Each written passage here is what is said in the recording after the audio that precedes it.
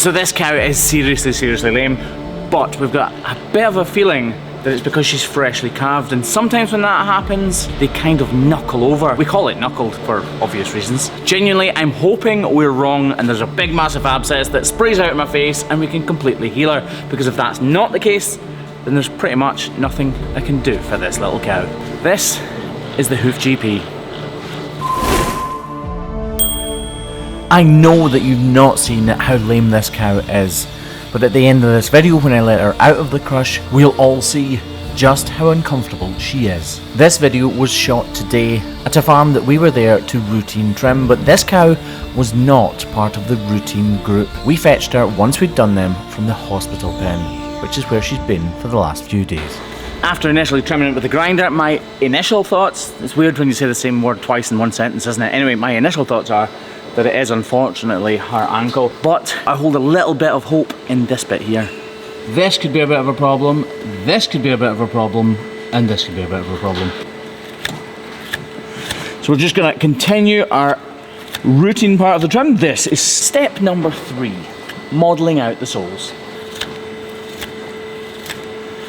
You see, a lot of the time when you do the routine part of the trimming, you actually kind of make all of the problems that you think could have been problems disappear. So that's why you do the routine part of the trim first, because a lot of the time the routine trimming deals with what could be the issue.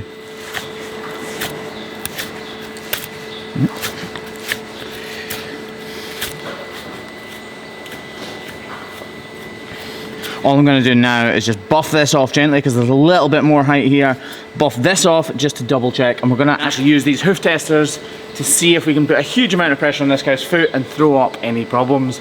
But her foot has been really steady throughout this trim. It's a telltale sign there's nothing wrong. I know you haven't seen this cow walk yet, but as soon as we let her out of the cushion, you're going to understand why I'm saying she is so lame, because she seriously is in a lot of pain.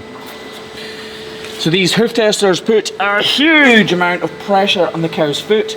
You can use your thumb, but you're only going to get 3 or 4 pounds of pressure. With this, you're going to get 50 or 60 pounds probably. This is my only hope.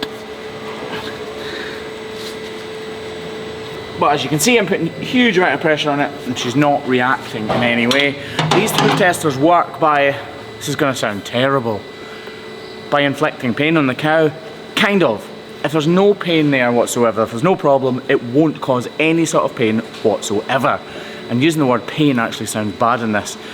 But when there is something that we can't determine with our naked eye or with our hands or feeling or looking or smell or whatever, when you use the hoof testers, the cow will react because it hurts. And that sometimes is the only way we can discover the true cause of the problem. In this case though, it's not working. So all I'm going to do is complete this trim by reducing the height of this and making sure that little black spot is nothing to worry about.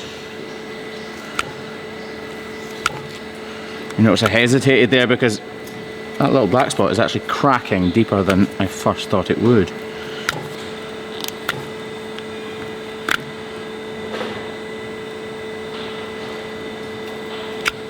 It's rare that I'm desperately wanting a problem, but in this case, unfortunately, this does not materialise into what I was hoping it might be. I use my fingers and the hoof testers once again just to double check and be sure before moving on to the inner claw, just to do a bit of a search cut and to ensure that there is nothing at all wrong with that inner claw either. This white powdery mark here is called pith, and it lets me know that there is actually depth of hoof horn here that would naturally shed away in the wild. As hoof horn dries out, it sheds away, it wears down, but it also sheds away from the sole, and that is hoof horn shedding away, which lets me know that it's not really connected to the corium anymore and I can go a little bit deeper.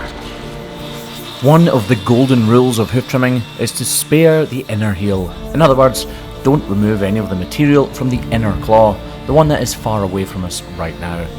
But in this instance, as you can all tell, I have removed a small portion of it.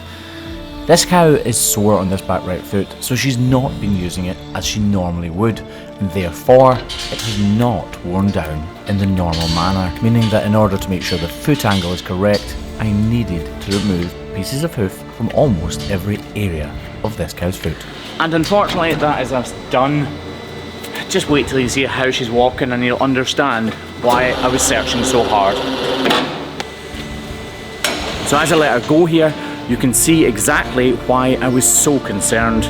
She is seriously hurting on that back right foot. I keep saying foot. She is seriously hurting on that back right ankle. Like I said, this is what we call knuckled, and unfortunately for me, I can't do anything about it. But Metacam and its friends will be doing something to help her. She's actually gone back into her soft bedded pen because obviously we don't want her walking on hard ground. It's not like I can put a block on this, is it? It's right in her ankle. This is definitely the best place for her. This bedded pen will allow her to be soft-footed, if you like. The guys will already be treating her with Metacam, which is a bit like ibuprofen, if you understand what that is, which is basically a non-steroidal anti-inflammatory drug, NSAIDs. That'll take the inflammation down in her ankle, give her pain relief, and hopefully allow her to completely recover. This, unfortunately, has been the Hoof GP, and I say unfortunately because I wish it was the ankle GP in this case, because there's not much we can do about it. Although I can't do anything about it, the farmer is doing something about it, and that is why she's in what we call the hospital pen, a soft bedded, soft pack, soft sawdusty type place where they're not getting milked and they are being given the very best of care. This, again, unfortunately, has been the Hoof GP.